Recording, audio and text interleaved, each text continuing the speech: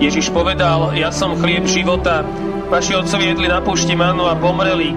Toto je ten chlieb, ktorý zostupuje z neba, aby nezomrel nik, kto bude z neho jesť. Ja som živý chlieb, ktorý zostúpil z neba. Kto bude z tohoto chleba, bude žiť na veky. A chlieb, ktorý ja dám, je moje telo za život sveta.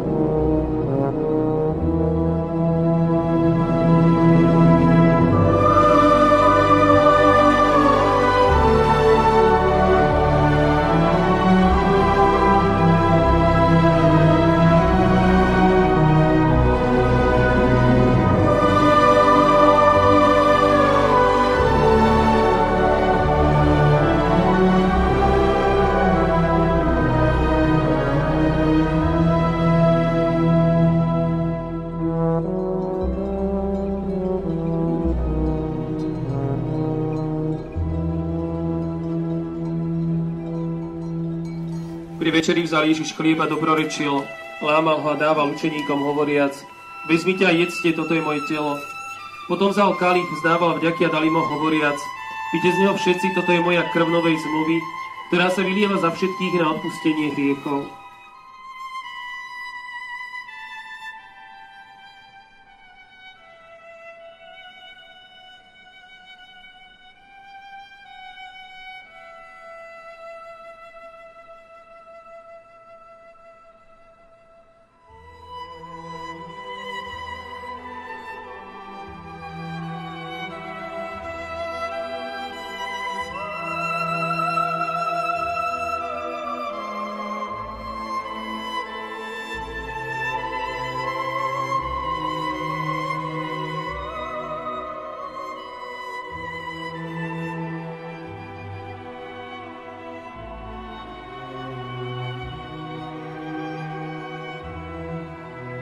Ježiš povedal, moje telo je pravý pokrm a moja krv je pravý nápoj. To je moje telo a pije moju krv, ostáva vo mne a ja v ňom. Ako mňa poslal živý Otec, aj ja žijem z Otca, aj ten, čo mňa je, bude žiť zo mňa. Toto je ten chlieb, ktorý zostúpil z neba a nie keď otcovia pomreli.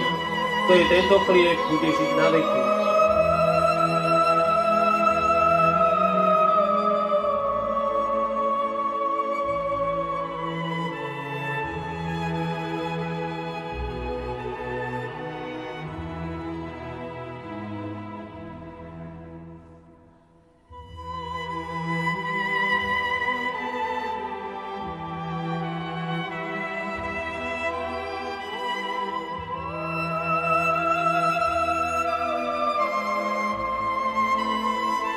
Ježiš povedal, ako mňa miluje Otec, tak ja milujem vás. Ostaňte v mojej láske. Ak budete zachovávať moje prikázania, ostaňte v mojej láske, ako ja zachovávam prikázania svojho Otca a ostávam v jeho láske.